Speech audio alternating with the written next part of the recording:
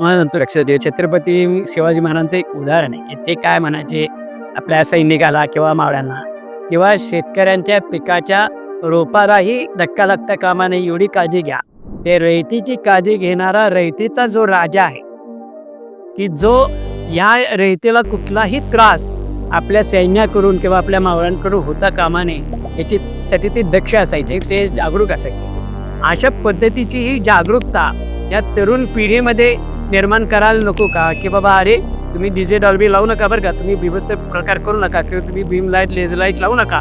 तर यामुळे काय होईल तर या संपूर्ण गावाचं या राज्याचं देशाचं जे काय प्रकृती आहे ही प्रकृती बिघडून जाईल.